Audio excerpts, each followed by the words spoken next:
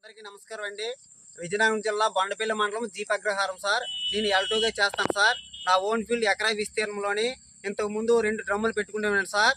అవి ఊరి చివర అవడం వల్ల 2 పోయాయి సార్. తర్వాత పర్మనెంట్ జీవామృతి ఫిట్ నా పొలంలో ఫిట్ చేసుకోండి సార్. దీని నీడ కొరకు 4 వైపులా 4 కర్రలు వేసి ఒకవైపు అనబ ఒకవైపు బీర వేసాను సార్. దానికి నీడ కూడా ఉంటుంది, మనకు అదనంగా ఇన్కమ్ కూడా వస్తుంది సార్. ఈ ఎల్ షేప్ లో ఏ గ్రేడ్ గట్టు నేను 5 అడుగుల వెడల్పు 5 అడుగులు బండ చేసుకోవడం జరిగింది సార్. అందులో ఒకవైపు చిక్కుడు పెట్టాను సార్, ఒకవైపు బీర పెట్టాను. నేను ఒక 8,000 రూపాయలకి మార్కెటింగ్ చేశాను సార్. ఒక గ్రీవెన్స్ ప్రతి సోమవారం నేను పట్టుకెళ్ళడం జరిగింది. మన మార్కెట్ మీదంగా మన ఆర్గానిక్ కూరగాయలు 10 రూపాయలు అదనంగా మార్కెట్ ఇచ్చారు సార్. మన పళ్ళు పంటలు అదే ఏ గ్రేడ్ మోడల్లో మన పళ్ళు పంటలు అరటి వేయడం జరిగింది సార్. వంగ కూడా వేయడం జరిగింది సార్. ఇవన్నీ వేయడం వల్ల ప్రధాన పంటకు అయ్యే ఖర్చు అంతర పంట ద్వారా నేను బీర చిక్కిడి అన్నీ వేయడం వల్ల నాకు అదనంగా ఇన్కమ్ వస్తుంది సార్. నాకు ఎకరా విస్తీర్ణంలో మినిమం 10,000 రూపాయలు దాటి వస్తుంది కానీ తగ్గదు సార్. అందులోని మన మార్కెట్లోని మన ఆర్గానిక్ కూరగాయలకి 10 రూపాయలు అదనంగా ఇస్తాను సార్. మార్కెట్ 45-50 ఉంటే మనకి 50 నుంచి 60 కూడా ఇస్తాను సార్. మనం ప్రతి సోమవారం నేను గ్రీవెన్స్కి కూరగాయలు పట్టుకెళ్ళడం జరుగుతుంది. ఎంత సైజు రాదు సార్. అదే మేము కంపర్ ఎండ్ వైపు పెట్టేసి బేర్ వేస్తే సైజు కూడా బాగుంటుంది. ఈ గొరికి అనేది నీట్గా ఉంటుంది సార్. మార్కెట్లో చూపించుకోవడానికి మన ఆర్గానిక్ పక్క తెలుస్తుంది సార్. నేను 20 రోజులు జీవామృతం పక్క వీళ్ళకి వేస్తాను సార్. తర్వాత నేను మధ్యలో ఒకసారి స్ప్రే చేశాను సార్. కొద్దిగా చిన్న చిన్న దోమలు ఇలాంటివి ఉంటే మన కషాయం కూడా స్ప్రే చేశాను సార్. దిగుబడి కూడా బాగానే వస్తుంది సార్.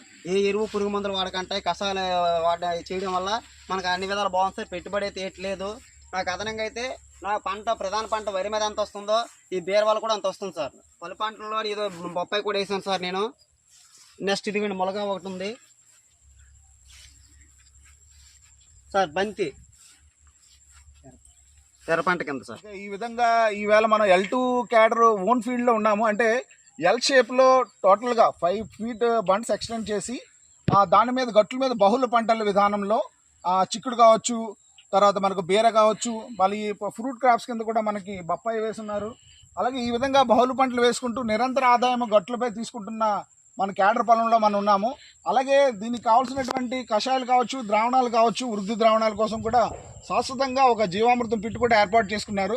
మనం చూడొచ్చు ఫీల్డ్ అంతా కూడాను చుట్టూ కూడా ఒక కంచిలాగా, అంటే బయో కంచి, అంటే ఒక బయో ఫెన్సింగ్ లాగా పలు పంటల విధానంలో ఇక్కడ మనకి ఈ ప్రకృతి వ్యవసాయ విధానంలో అదనపు ఆదాయం గట్లపై తీస్తున్నారు. సో ఈ విధంగా చేయడం వల్ల రైతుకు ప్రధాన పంట నుంచి ఆదాయమే కాకుండా ప్రధాన పంట వచ్చే ముందే పలు పంటల ద్వారా గట్లపై ఆదాయం కూడా తీసుకుంటున్నట్లుగా మనకు తెలియజేస్తున్నారు. సో ఈ విధానాన్ని ప్రకృతి వ్యవసాయ విభాగంలో తను స్వయంగా చేస్తూ రైతులు కూడా ఈ విధంగా ఎడ్యుకేట్ చేయడం మూలన రైతులందరూ కూడా అదనపు ఆదాయం సంపాదించి ప్రకృతి వ్యవసాయాన్ని ఎక్కువగా విస్తరింపజేయడానికి వీలవుతుందని తెలియజేస్తున్నారు. సో ధన్యవాదాలండి. అందరికీ ధన్యవాదాలు.